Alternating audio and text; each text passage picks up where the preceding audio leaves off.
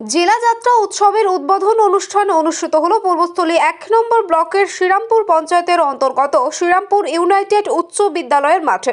এদিন উদ্বোধন অনুষ্ঠানে উপস্থিত ছিলেন মৎস্যমন্ত্রী বিপ্লব রায়চৌধুরী, প্রাণী সম্পদ উন্নয়ন মন্ত্রী স্বপন দেবনাথ, জেলা তথ্য সাংস্কৃতিক আধিকারিক রামশঙ্কর মণ্ডল, অতিরিক্ত জেলা শাসক প্রসেনজিৎ দাস, কাল্লা তথ্য সংস্কৃতি আধিকারিক অসিত ঘোষাল, বিডিও সঞ্জয় সেনাপতি, মেলা কমিটির সম্পাদক দিলীপ মল্লিক সহ আরো অনেকে।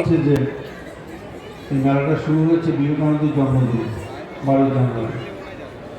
প্রকৃতপক্ষে আমরা 23শে জানুয়ারি, 26শে জানুয়ারি, 25শে বৈশাখ এগুলো পালন করি, 12 জানুয়ারি আমরা পালন করি না, পালন করি। এটা করা উচিত। একটি ছেলে, যে ছেলেটিকে বাঙালি বলে আমরা পরিচয় দিই, স্বামী বিবেকানন্দ, সে বাঙালি কিনা আমি জানি না।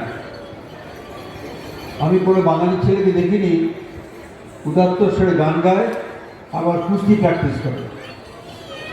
বাঙালির ছেলে গান গাইছে, কুস্তি প্র্যাকটিস করছে, এরকম কোনো বাঙালির ছেলে নাম আমি জানি না। আপনারা জানেন কিনা বলে দেবেন আমাকে।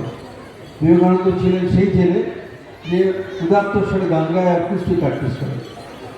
স্কটিশ কলেজ থেকে বিএ পাস করেছেন এবং সমস্ত কুসংস্কারের বিরুদ্ধে লড়াই করেন। এই মানুষটি খুঁজে খুঁজে বেড়াচ্ছেন ভগবান কোথায় আছে। রবীন্দ্রনাথের বাবা মহর্ষি দেবেন্দ্রনাথ তাকে মহর্ষি বলে, মহাঋষি বলে। বিবেকানন্দ তাকে গিয়ে জিজ্ঞেস করলেন, সবাই তো আপনাকে মহাঋষি বলে, আপনি ঋষি কীরকম আমি জানি না, আপনি কি ভগবান দেখেছেন? রবীন্দ্রনাথের বাবা বললেন, না বাবা, তুমি যেভাবে বলছো সেভাবে আমি ভগবানকে দেখি। মাঝে মাঝে কিছু কিছু উপলব্ধি হয়। তখনকার বিখ্যাত বক্তা কেশবচন্দ্র সেন তাকে জিজ্ঞেস করেছেন, আপনি কি ভগবান দেখেছেন? আপনাকে সবাই বলে আপনি ধর্মের উদ্গাতা।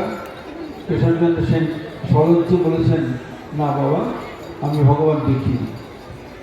খালি উৎসাহ ভগবানকে দেখেছি, ভগবান ভগবান বলে খুঁজে খুঁজে বেড়াচ্ছেন। আর একটা মনোভাব অহংকার আছে, আমি স্কটিশ কলেজ থেকে বিএ পাস করেছি, আমি ইংলিশে কথা বলতে পারি, সকলের সঙ্গে তর্ক করতে পারি। খুঁজে খুঁজে দেখা গেল একজন নিরক্ষর মানুষ, সে একমাত্র বলল যে আমি ভগবান দেখেছি, তোমাকেও দেখাতে পারি, কিন্তু তার জন্য তোমাকে চেষ্টা করতে হবে, বিনা চেষ্টায় কিছু হয় না। এই বিবেকানন্দ একটা আশ্চর্য মানুষ, যার পরিবারে অর্থের স্বাচ্ছল্য ছিল।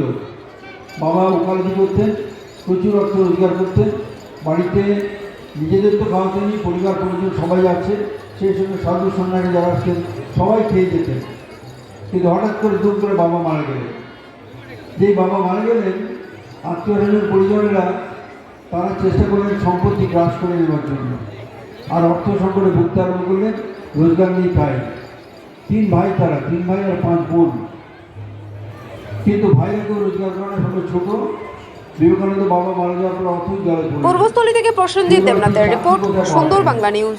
সুরধ্বনি সঙ্গীত মহাবিদ্যালয় এই প্রতিষ্ঠানে সকল রকমের সঙ্গীত, গিটার, নৃত্য, ছবি আঁকা শেখানো হয়। নামী এবং অভিজ্ঞ শিক্ষক শিক্ষিকাগণ এখানে ক্লাস নেন।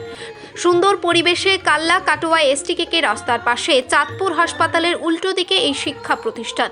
আপনার প্রাণের প্রিয় ছেলে মেয়েকে এবং যে কোনো বয়সের পুরুষ মহিলাদের এখানে যত্ন সহকারে সব রকম সঙ্গীত, গিটার, নাচ, ছবি আঁকা শেখানো হয়। পরীক্ষা দেওয়ার ব্যবস্থা রয়েছে, অতি সত্বর আসুন।